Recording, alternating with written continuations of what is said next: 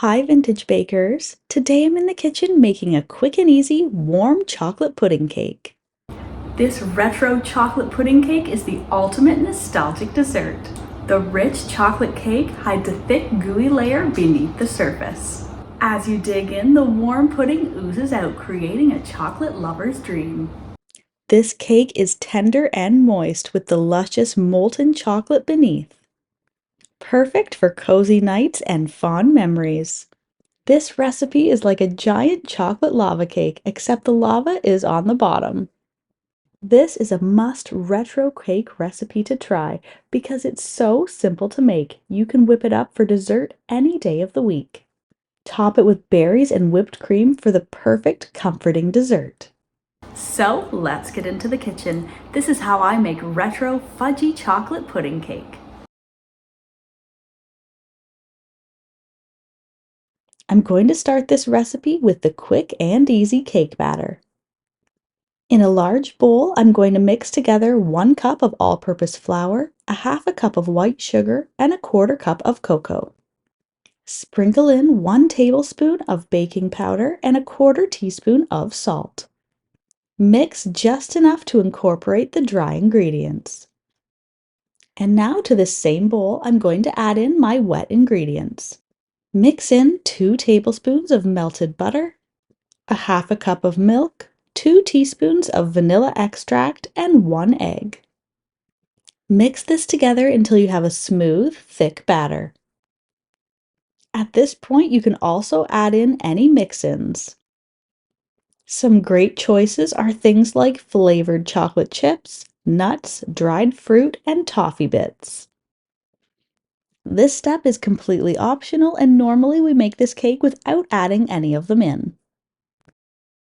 But since I'm baking with some kids today, the request was that we add in some chocolate chips, about a half a cup.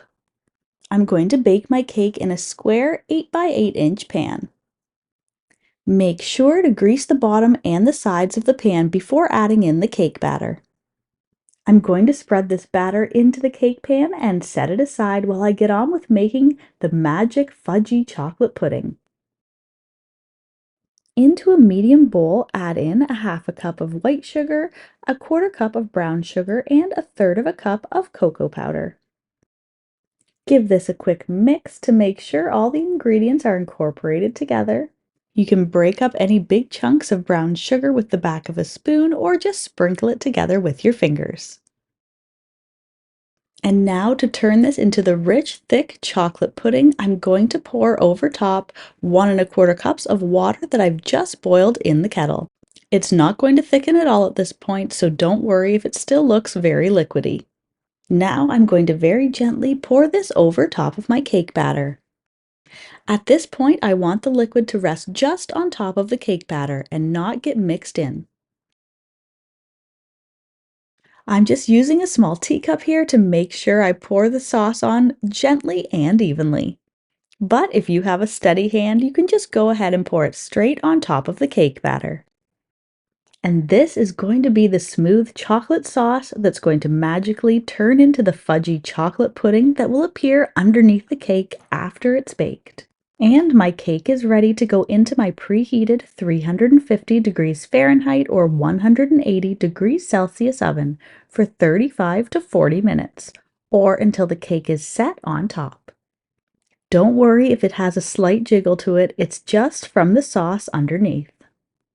Now I'm going to set this aside and let it cool for about 10 minutes.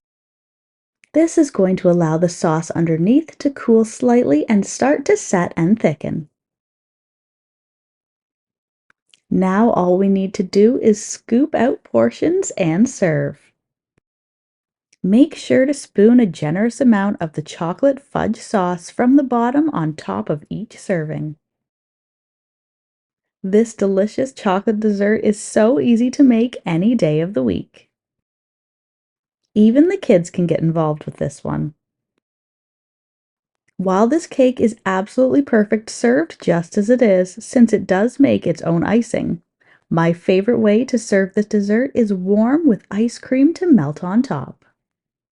Or a thick spoonful of whipped cream on top of this cake adds the extra layer of decadence, especially when paired with fresh berries for the perfect balance of flavors.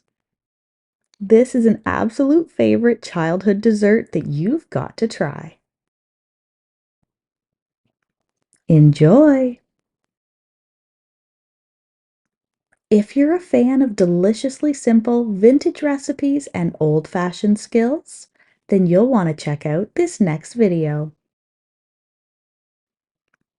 Thanks for stopping by.